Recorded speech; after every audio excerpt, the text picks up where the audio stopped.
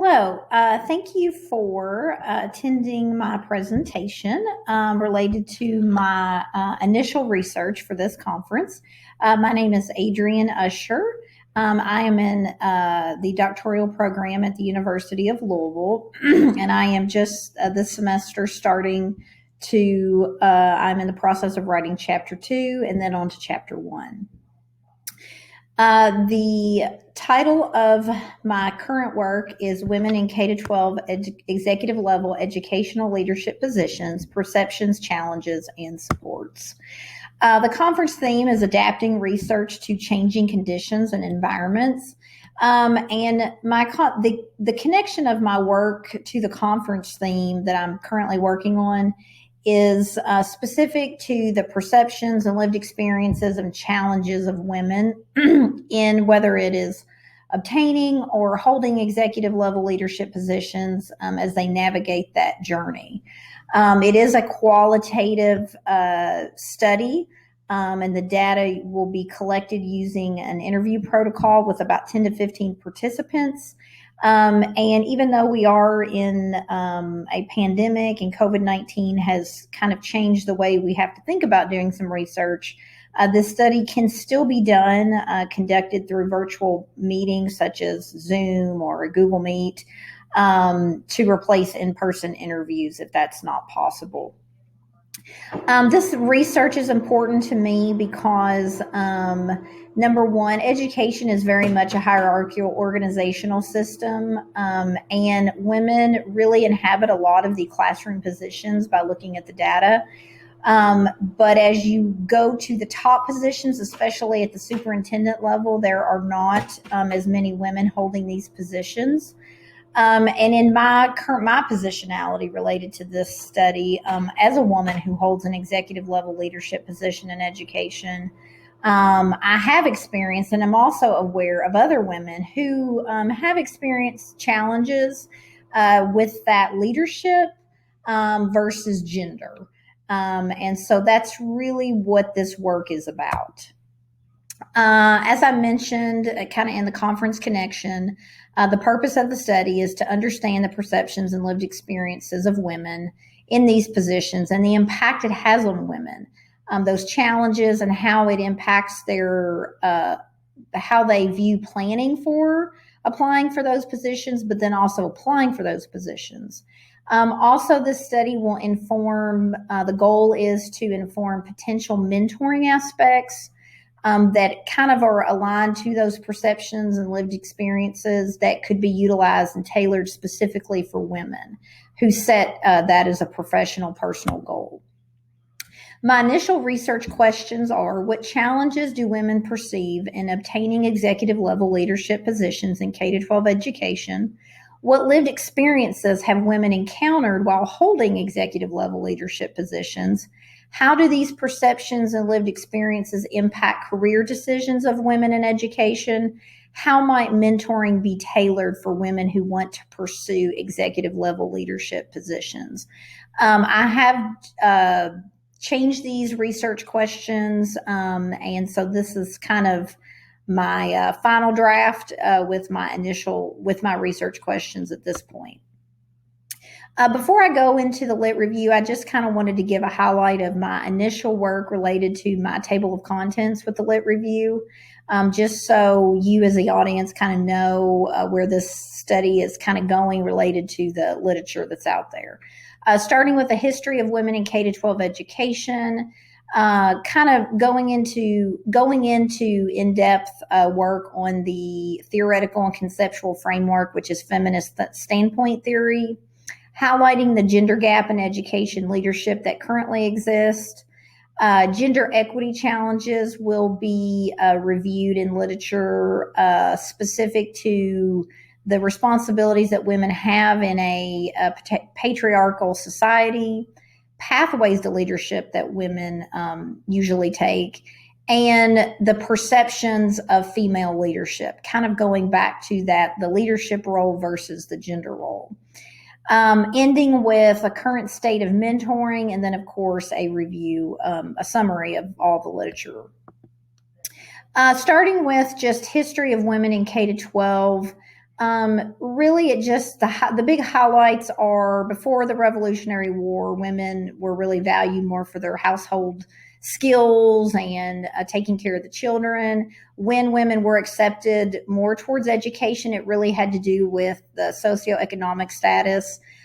Basically, the more affluent your family was, then the better opportunity you were able to go to reach academics and participate in that.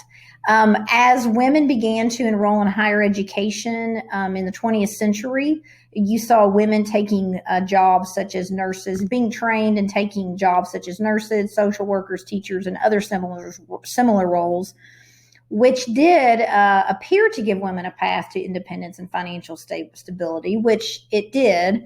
But however, according to Rory, it really did put them in positions that were still supervised or managed by men.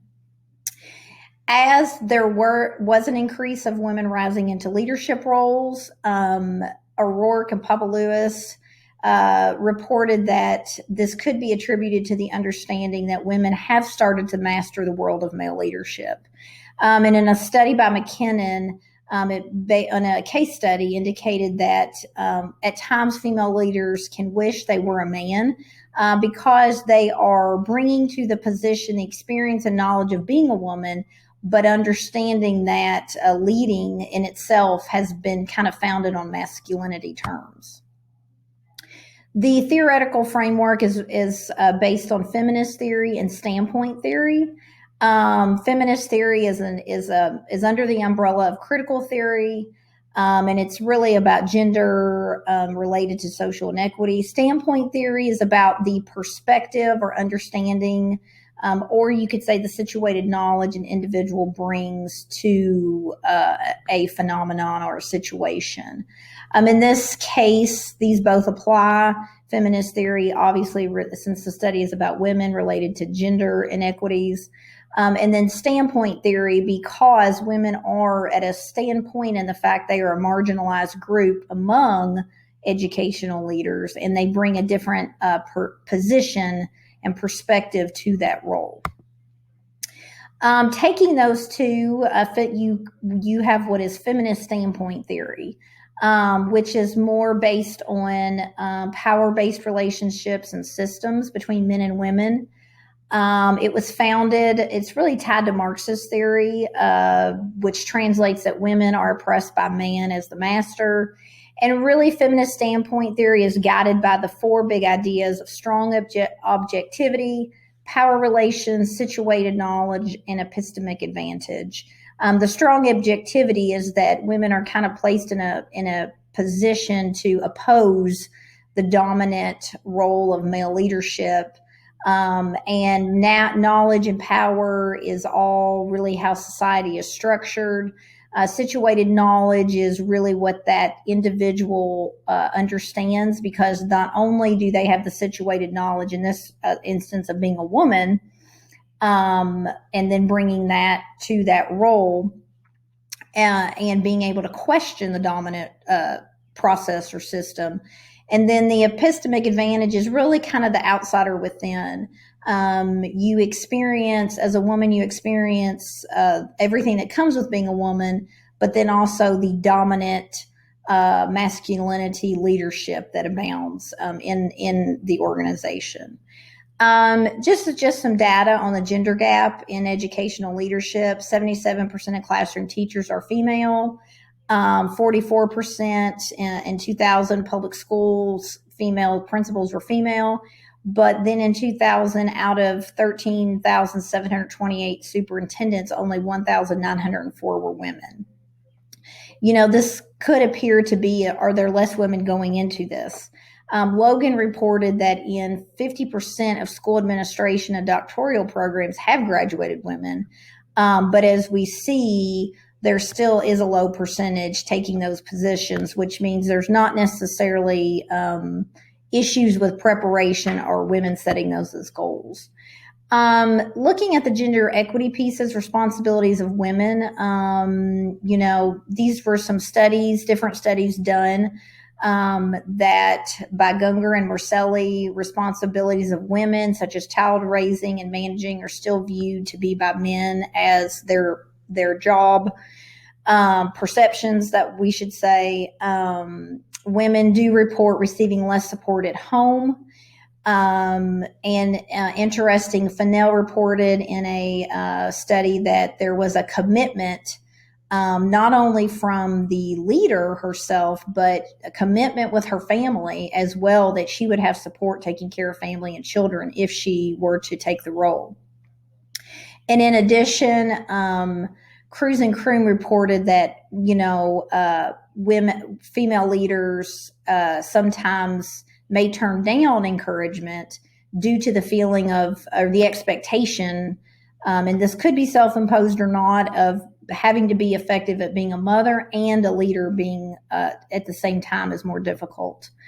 Gender equity related to pathways.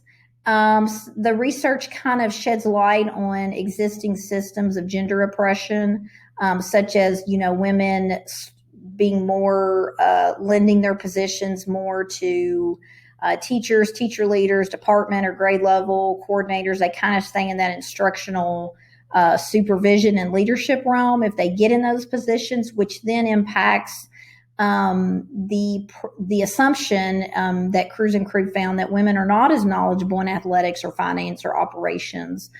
And then a study by Johnson and Fournier found that with Black female educators are also impacted, not just with those perceptions, but those with the color of their skin, that sometimes can cause others to make just predetermined decisions on whether those opportunities will even be available for them. The third part of gender equity in the literature review that I'm going to be covering is perceptions of female leadership. Instructional leadership has become a main focus of school and district leadership. And females, the research shows that females are actually seen to be more effective at this.